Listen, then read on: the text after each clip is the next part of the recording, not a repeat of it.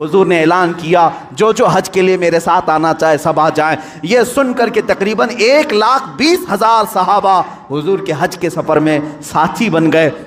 मेरे आका तशरीफ़ लाए मक्का मुकर्रमा। यह हुजूर का आखिरी हज था जिसमें खुतबतुल विदा हुजूर सल्लल्लाहु तआला अलैहि वसल्लम ने हज्जतुल विदा का खुतबा दिया, आखिरी खुतबा दिया। वो आखिरी खुतबा पूरे दुनिया वालों के लिए दस्तूर है, एक लॉ है, एक ऐसे कवानीन से जमा किया है। उसी में हुजूर ने औरतों के हुकूक बयान किए, बच्चों के, बूढ़ों के, मजदूरों के, गरीबों के, पड़ोसियों के, हर एक के हुकूक उस एक खुतबे में मेरे आका ने बयान किया। हराम माल से बचने की तलकीन की, सूद से बचने की तलकीन की, और फिर घमंड तकब्बुर करने से बचाया।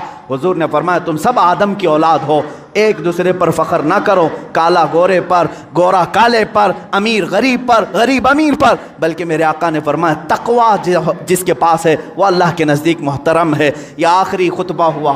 उसी खुतबे के बाद मेरे आका ने अपने सहाबा से कहा अल्लाह ने अपने बंदे को इख्तियार दिया है कि दुनिया चाहे तो दुनिया ले लो या अपने रब के पास जो चाहे वो ले लो।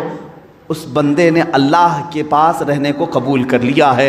ये बातें थी जो इशारा दिया मेरे आका ने कि अब रसूल पाक ज़्यादा दिन तक उनके साथ ना रहेंगे। मुहर्रम का महीना था जब मेरे आका पलटे मदीना तैयबा। बीमारी ने जकड़ लिया, सफ़र का महीना पूरे अलालत में गुजरा।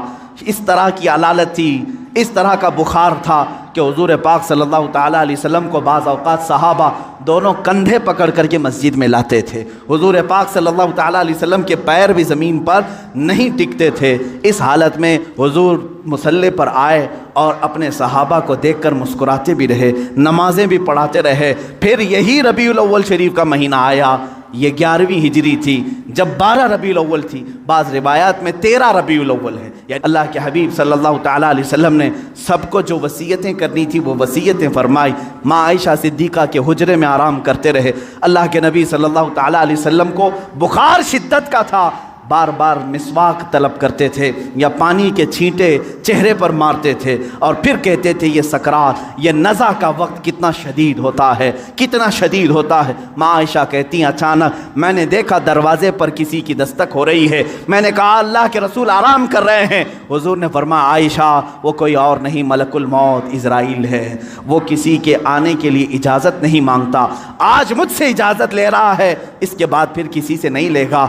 मलकुल मौत हुजरे पाक में दाखिल हुए। हुजूर पाक सल्लल्लाहु तआला अलैहि वसल्लम माँ आयशा सिद्दीक़ा के जानू पर सर रख कर आराम कर रहे हैं। मलकुल मौत ने इजाज़त तलब की, आखा हुक्म हो तो आपकी रूह पाक को मैं निकालूं, अल्लाह के हुजूर ले जाऊं, आपके रब्बे आला के जिलों में ले जाऊं। रसूल पाक सल्लल्लाहु अलैहि वसल्लम ने उससे पहले जानते हो क्या पूछा था? मेरा दिल दर्द करता है।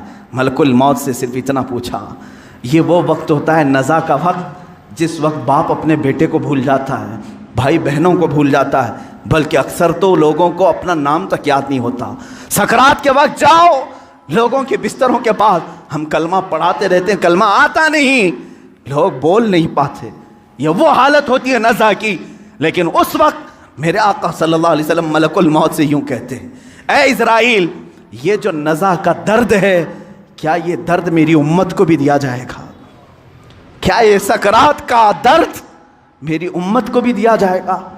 मलकुल मौत ने कहा मौत से पहले हर एक को सकरात से गुजारा जाएगा। मेरे आका रो पड़े, वाह उम्मती ही, वाह उम्मती, है अल्लाह मेरी उम्मत, है अल्लाह मेरी उम्मत, क्या वो नज़ा और सकरात को बर्दाश्त कर पाएगी? रब ताला ने हुक्म दिया है हबीब आप गम न करें, आप अपने उम्मतियों को ये बशारत दें कि जो हर नमाज के बाद आयतल कुर्सी पढ़ता रहे हैं वो दुनिया में रहेगा, उसकी रूह अल्लाह फरमाता है मैं खुद कब्ज़ करूँगा, उसे एहसास ना हो। रसूल पाक सल्लल्लाहु तआला अलैहि वसल्लम हज़रत आयशा से बात कर ही रहे थे। आखिरी जुमले मेरे आका के अस्सलात अस्सलात, नमाज नमाज, और तुम्हारे हाथों के नीचे जो मजदूर हैं उनका ख्याल करो। इतना कहा और हुजूर पाक ने हमेशा के लिए अपनी आंखें बंद कर ली। मेरे आका के लम्हाए मुबारक बंद हो चुके थे।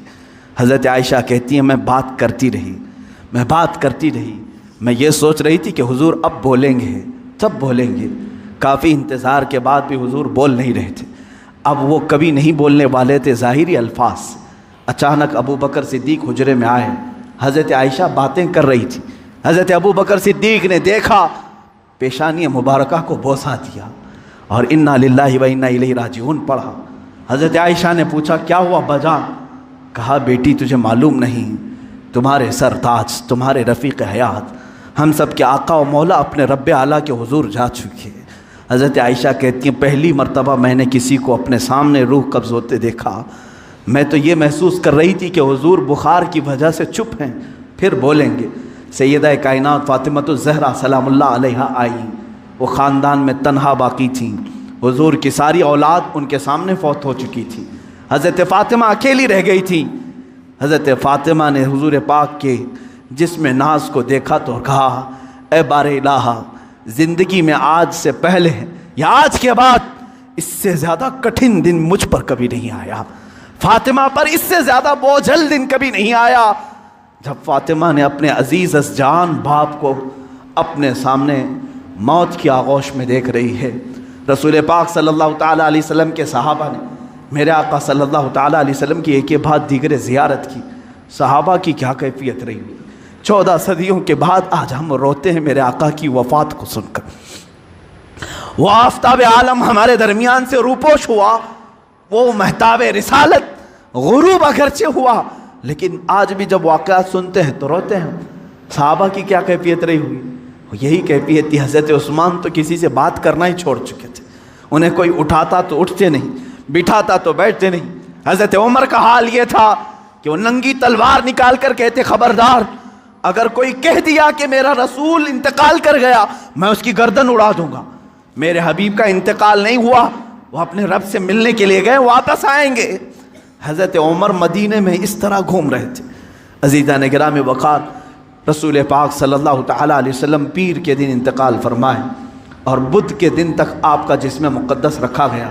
जमातें आती रहीं, पढ़ती रहीं, मलाइका ने जनाजा पढ़ा।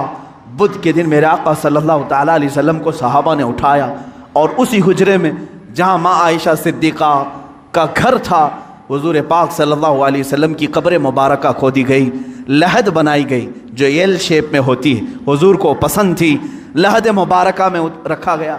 उतरने वालों में हज़रत अली भी थे, हज़रत अब्बास भी थे। फरमाते हैं जब कब्र मुबारक में आखिरी मर्तबा रखा गया, सहाबा का मजमा था, भीड़ थी, एक आखिरी नज़र उस आफ्ताब रिसालत पर डाल लें, लेकिन अचानक लोगों ने देखा कब्र की तख्तियाँ बंद करने से पहले रसूल पाक के होंठ हिल रहे थे।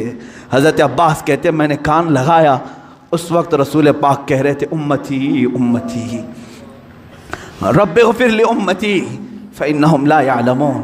ऐ मौला मेरी उम्मत को माफ़ कर दे, वो मुझे नहीं पहचानती।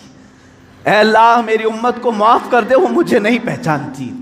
ये आखिरी जुमले कब्र अनवर में रखने के बाद रसूल पाक के, ऐ उम्मतियों, क्या हमने रसूल पाक का हक़ अदा किया है? क्या हमने उनको साल में एक मरतबा याद करके ये सोचा कि उनको के रात के खड़ी हुई इबादतों का हमने सिला दे दिया? कभी नहीं हो सकेगा, कभी नहीं हो सकेगा।